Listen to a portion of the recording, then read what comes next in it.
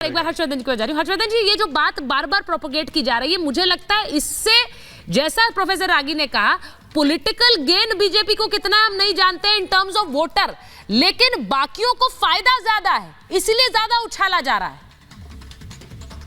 नहीं सुचेता जी, मुझे लगता है कि ये जो कुछ किया जा रहा है इससे देश को नुकसान है और ये देशद्रोही असर। जो भी अगर देश के किसी कानून के खिलाफ इस तरह की बात करता है, आप किसी कानून का विरोध कर सकते हैं, लेकिन किसी कानून को आप बेवजह किसी धर्म के साथ जोड़कर जब जहर फैलाते हैं, और मैं आपको याद दिलाता हूं के मोहम्मद साहब की बात। देखिए, जैसे कादरी जी कह रहे हैं ना, किसी को भी देशद्रोही का सर्टिफिकेट बांट रहे हैं, आप ही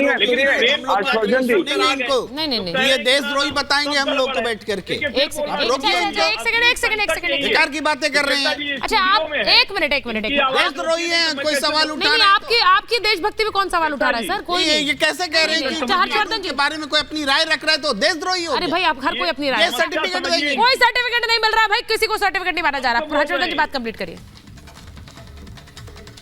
ये नहीं कहा कि कोई सवाल उठाता है। देखिए, यही कम्युनिस्टों का सारा संकट यही है कि अब उनके फ्रॉड नैरेटिव में कोई फंसता नहीं।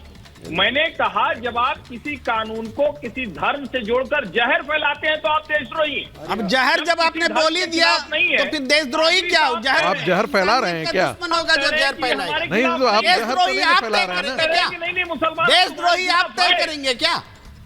अरे भाई, वो व्याख्या कर रहे हैं, वो विश्लेषण कर रहे हैं, उनको विश्लेषण करने दीजिए। विश्लेषण है, विश्लेषण ही और क्या है? देशद्रोही बोलना ये विश्लेषण है क्या? अरे भाई, वो आपको नहीं कह रहे हैं, आपने अपने ऊपर तीर को क्यों ले लिया? आप उड़ते हुए तीर को अपने ऊपर क्यों ले लिया? उनको बोलने तो दीजिए। प्रेम कुमार जी, मैं बस ये कह रही हूँ आपको, या मैं हर्षवर्धन जी को, आप सब मेरे लिए सम्मानित मेहमान हैं, इसीलिए मैं आपको आमंत्रित करती हूँ। एक एक करके बात करते हैं। आपको उनसे जो आपत्ति है, एक एक चुन कर हिसाब ले कर लीजिएगा। मैं आपको समय दूंगी, पहले हर्षवर्धन जी को बात कंप्लीट करने दीजिए। ऐसा नहीं होगा कि उनको समय दूंगी, आपको नहीं दूंगी। बोलिए हर्षवर्धन जी। तुषारता, मैं अपनी बात 30 सेकंड में खत्म कर देता हूँ। के मोहम्मद और इकबाल अंसारी राम मंदिर से खुश हैं। उन्होंने जो कुछ करना था, एक के आर्कियोलॉजिकल सर्वे के डायरेक्टर तक पहुंचे, आर्कियोलॉजी में उन्होंने बहुत कुछ किया, बीबी लाल के साथ खुदाई में रहे, वो अपना काम किया और उन्होंने जो कुछ था वो कहा। हाशिम अंसारी, इकबाल अंसारी बाबरी के पैरोकार रहे, लड़ाई लड़ते रहे, आज न्यायालय से हो गया, आज वो फूल बरसा रहे, आज राम उनको भी लग रहा है कि हमारे पूर्वज है। लेकिन क्या जो बात के मोहम्मद साहब ने कही कि इस देश के फ्रॉड कम्युनिस्ट इतिहासकारों ने और कुछ इस्लामिस्टों ने जिस तरह से इस देश के मुसलमानों के मन में हिंदुओं के लिए जहर भरा, वो खतरनाक है। और मैं फिर से दोहरा रहा हूं, संविधान निर्माताओं ने बार बार इस खतरे पर बात कर रहे हैं। क्या बात कर रही है? और अगर कोई इस देश में कम्युनिस्टों के खिलाफ बोलने बैठे हैं, इस्लामिस्टों के खिलाफ बोलने बैठे हैं, वो देश बोलने कैसे दे भाई? जो मन में आ रहा है विषय से हट के अलग बात। एक मिनट देखिए, बात उन एजेंडों की हो रही है प्रेम कुमार जी। मैं बात यूसीसी की भी कर रही हूँ, मैं एनआरसी की भी बात कर रही हूँ। कम्युनिस्टों को गाली दे रहे हैं, इस्लामिस्टों को गाली दे रहे हैं। भाई, वो उनकी विचारधारा के खिलाफ है, गाली नहीं दे रहे, वो उनकी विचारधारा के खिलाफ है, उन्हें कॉल आउट कर रहे हैं। आप भी उन्हीं शब्दों में आप भी भाजपा को गाली देते हैं। देश में जहर फैला। नहीं, प्रेम कुमार जी, प्रेम कुमार जी, मुझे ऐसा लगता है कि आप भी उन्हीं शब्दों में, जैसे शब्द हर्षवर्धन जी इस्तेमाल कर रहे हैं, आप उन्हीं शब्दों में भाजपा को गाली देते हैं। तो फिर दोनों को बोलने का अधिकार है ना सर। विचारधारा समान नहीं है। विचारधारा एक होती तो महाभारत नहीं होता, विचारधारा एक होती तो महाभारत नहीं होता। मानने वाले इस देश के नागरिक नहीं है, ठीक है। वो देशद्रोही है। मैं एक बार जरा ये भी बता दूं आपको कि पश्चिम बंगाल से ये बहुत असहिष्णु है। देखिए, मेरी बात पूरी नहीं होने दे रहे हैं। मैं सहिष्णुता वो क्यों कर रहा है मुझे पता नहीं है। प्रेम कुमार जी ऐसा करते नहीं है, लेकिन क्यों कर रहे हैं मुझे समझ नहीं आ रहा। आप गद्दारी तय कर रहे हैं। अच्छा, ठीक है, एक मिनट मैं एक बार मैं जवाब साहब के पास भी जाऊंगी। हाँ, नहीं चाहते।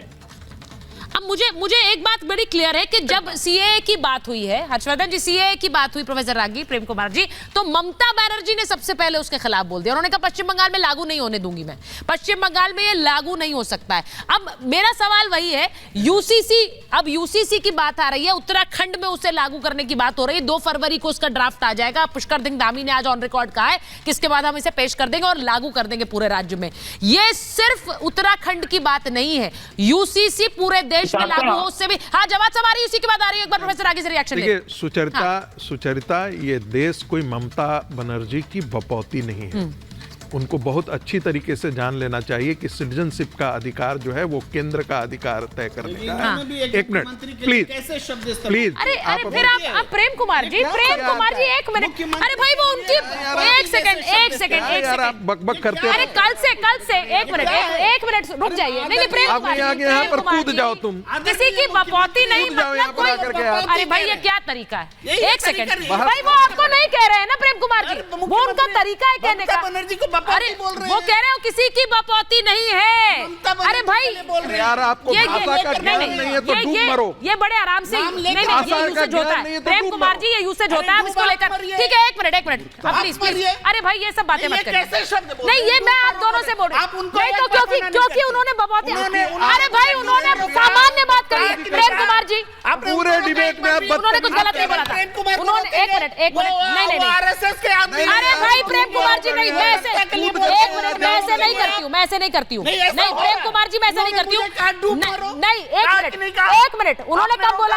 आपने क्यों उन पर चिल्लाया? वो अपनी बात रख रहे थे, आपको बीच में किसने बोला? क्या बीच में कूदिए? नहीं एक मिनट, अरे भाई आप ममता बनर्जी के प्रवक्ता हैं क्या? नहीं एक मिनट, मैं बाहर जा रही हूँ। भाई प्रेम कुमार जी ना कपड़ा फाड़ करके यहाँ कूदना शुरू कर दीजिए। आप कपड़ा फाड़ करके कूद रहे नहीं, आप कपड़ा फाड़ करके यहाँ पर नंगे हो जाइए। आप अपनी बात रखिए प्रेम कुमार जी, एक मिनट रुकिए, एक मिनट बोलने का। अरे भाई उन्होंने कपड़ा फाड़ करके यहाँ पर नहीं, कपड़े मैं जवाब साहब के पास जा रही हूँ। शुरू कर दीजिए। अरे भाई कोई व्यक्तिगत, तो आपने भी वापस बोल दिया, बात खत्म हो गई। नहीं आपने बोला है, मैं रिकॉर्डिंग निकाल दूंगी, दोनों ने बोला है। अब जो खत्म कर दीजिए जवाब साहब।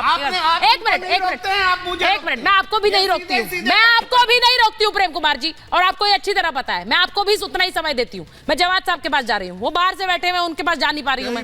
जवाद साहब एक बात बता दीजिए, एक मिनट ऐसे मत बोलिए। नहीं प्रोफेसर रागी मैं आप दोनों से बोल रही हूँ, प्लीज जवाद साहब मुझे बता दीजिए क्यों है कल भाई पश्चिम बंगाल की मुख्यमंत्री नेत्री, उनको क्या दिक्कत है? वो क्यों इस तरह की बातें कर रही है कि मैं लागू नहीं होने दूंगी? ये लॉ एंड ऑर्डर समस्या क्रिएट हो सकती है। हाँ सुनिए नीतीश कुमार साहब ने भी विरोध करा था। आज वो फिर एनडीए अलायंस के साथ हैं, उनका स्टेटमेंट देख लीजिएगा कि बिहार के अंदर सीए लागू नहीं होगा। वो उस वक्त एनडीए के घटक दल थे 2019 के अंदर, उसके बाद अभी फिर वो साथ में आ गए। तो पहले तो भारतीय जनता पार्टी की जो सहयोगी दल है वही समर्थन नहीं कर रहे थे, नंबर 1 बात। नंबर 2 बात, सदन के पटल पर माननीय गृह मंत्री जी ने कहा कि इस देश के अंदर सीए आएगा, एनआरसी हम लागू करके रहेंगे। क्रोनोलॉजी समझ लीजिए, माननीय प्रधानमंत्री जी रामलीला मैदान से कह रहे थे कि सीए एनआरसी को लेकर के कोई बात नहीं हुई, चर्चा नहीं हुई। वो तो हम असम के लिए बात को लेकर के कहा जा रहा था। अब बताइए कौन झूठ बोल रहा है, कौन सच बोल रहा है? इसीलिए मैंने कहा था या तो माननीय गृह मंत्री जी झूठ बोल रहे हैं, या तो उनके सहयोगी दल एनडीए के झूठ बोल रहे हैं, या माननीय प्रधानमंत्री जी खुद झूठ बोल रहे हैं। इन तीनों में से कौन सबसे बड़ा झूठ बोल रहा है, ये हर्षवर्धन त्रिपाठी जी बताएं या